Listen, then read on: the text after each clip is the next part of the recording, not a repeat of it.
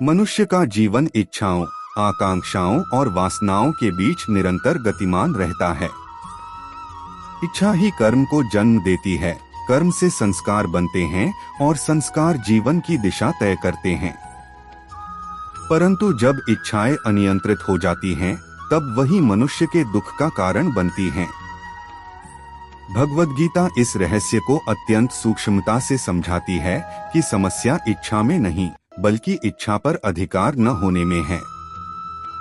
इस प्रवचन में हम आत्मानुशासन, इंद्रिय निग्रह, मन के नियंत्रण और इच्छाओं के क्षय को गीता के प्रकाश में विस्तार से समझेंगे। एक इच्छा बंधन भी साधन भी। गीता कहती है कि इच्छा न तो पूरी तरह त्याज्य है और न ही असीम स्वीकार्य। श्री कृष्ण अर्जुन से कहते हैं कि इच्छा का मूल स्रोत मन और इंद्रियां हैं। जब इच्छा धर्म के अधीन रहती है, तब वह साधना बन जाती है, और जब अहंकार के अधीन होती है, तब बंधन बन जाती है। मनुष्य भोजन चाहता है, यह स्वाभाविक है, परंतु अतिभोजन रोग बन जाता है। सम्मान चाहता है, यह भी स्वाभाविक है, परंतु अहंकार सम्मान का भूखा हो जाए तो वह पतन का कारण बनता है। अतः गीता संतुलन सिखाती है। मुख्य बिंदु इच्छा का क्षय नहीं, इच्छा का शुद्धिकरण आवश्यक है। 2. आत्मानुशासन का अर्थ। आत्मानुशासन का अर्थ कठोर दमन नहीं है। यह प्रेम पूर्वक स्वयं को दिशा देना है। जैसे माता पिता बच्चे को अनुशासित करते हैं, वैसे ही साधक अपने मन को अनुशासित करता है। गीता में योग का अर्थ ही है समत। सुख दुख, लाभ हानि, जय पराजय, इनमें संतुलन। यह संतुलन आत्मानुशासन से आता है। मनुष्य का सबसे बड़ा युद्ध बाहरी नहीं, अंदर लड़ा जाता है। बाहर शत्रु दिखते हैं, पर भीतर इच्छाएं, भय, क्रोध, अहंकार और असंतोष निरंतर संघर्ष करते रहते हैं। भगवद गीता केवल युद्ध भूमि की कथा नहीं है, यह मन की कुरुक्षेत्र में होने वाले संघर्ष का दिव्य मार्गदर्शन है। जब जीवन में अशांति बढ़ती है, निर्णय डगमगाते हैं और मन भटकता है, तब गीता की वाणी दीपक बनकर मार्ग दिखाती है।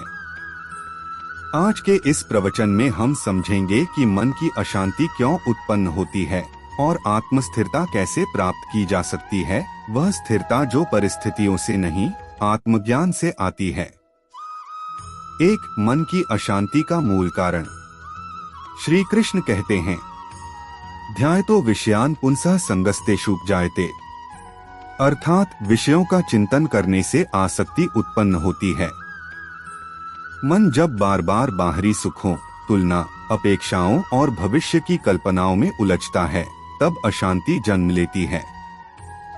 आज का मनुष्य दूसरों से तुलना करता है, परिणाम की चिंता में वर्तमान खो देता है, इच्छाओं की अंतहीन सूची बनाता है, प्रशंसा चाहता है, निंदा से डरता है। यही अशांति का बीज है। 2. इच्छा, आसक्ति, भय, क्रोध, पतन। गीता मनोविज्ञान की अद्भुत श्रृंखला बताती है। इच्छा पैदा होती है, इच्छा से आसक्ति, आसक्ति से भय खोने का, भय से क्रोध, क्रोध से विवेक का नाश, विवेक नष्ट हुआ तो पतन निश्चित। आज के युग में यह क्रम और भी तेज हो गया है। सोशल मीडिया, भोगविलास, त्वरित सुख सब मन को बेचैन करते हैं। 3. आत्मस्थिरता क्या है? आत्मस्थिरता का अर्थ भावनाओं का दमन नहीं, बल्कि भावनाओं पर प्रभुत्व है। स्थिर व्यक्ति सुख में अहंकारी नहीं होता, दुख में टूटता नहीं, प्रशंसा में बहकता नहीं, अपमान में जलता नहीं। श्री कृष्ण ऐसे व्यक्ति को स्थितप्रज्ञ कहते हैं। 4. स्थितप्रज्ञ के लक्षण गीता के अनुसार। क. वह व्यक्ति इच्छाओं को त्याग देता है, पर कर्तव्य नहीं। ख. उसका सुख आत्मा में होता है, परिस्थितियों में नहीं। ग. वह समत्व रखता है, लाभ हानि, जय पराजय में समा। वह दूसरों के आचरण से नहीं, अपने धर्म से चलता है। यह कोई साधु का जीवन नहीं, यह जागरूक गृहस्थ का जीवन है। 5 मन को वश में करने के 3 उपाय। 1 अभ्यास, निरंतर सजगता। मन को एक दिन में साधा नहीं जा सकता। जैसे शरीर के लिए व्यायाम, वैसे मन के लिए ध्यान, जप, स्वावलोकन। 2 वैराग्य, समझदारी से दूरी। वैराग्य का अर्थ संसार छोड़ना नहीं, आसक्ति छोड़ना है। वस्तु रहे पर वस्तु का अधिकार मन पर न रहे। 3 श्रद्धा, ईश्वर पर भरोसा। जब मन डगमगाए तो कहो, हे कृष्ण, यह कर्म मेरा है, फल तेरा। 6 कर्मयोग, अशांति का सबसे बड़ा उपचार। श्री कृष्ण कहते हैं, कर्मण्येवाधिकारस्ते मा फलेषु कदाचन। जब हम फल की चिंता छोड़कर कर्म करते हैं, मन हल्का हो जाता है। आज की अशांति का कारण है परिणामासक्ति। नौकरी में प्रमोशन की चिंता, व्यापार में लाभ हानि का भय, संबंधों में अपेक्षाएं। कर्मयोग सिखाता है, श्रेष्ठ कर्म करो, फल ईश्वर पर छोड़ दो। 7 अहंकार, अशांति की जड़।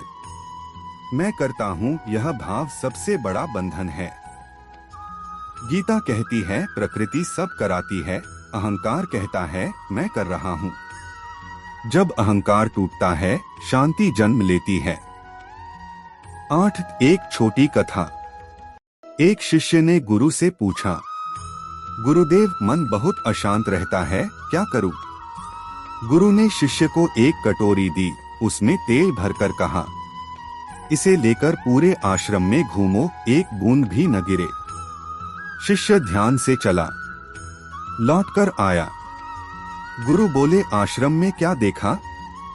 शिष्य बोला, कुछ नहीं, सारा ध्यान तेल पर था।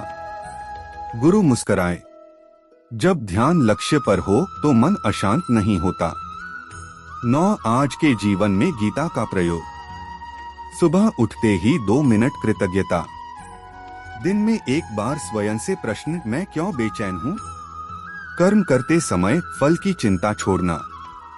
रात को सोते समय दिन का आत्ममंथन। यही गीता का व्यावहारिक रूप है। 10 आत्मस्थिरता का फल। जब मन स्थिर होता है, निर्णय स्पष्ट होते हैं, भय घटता है, क्रोध शांत होता है, जीवन में संतोष आता है, ईश्वर का अनुभव होने लगता है।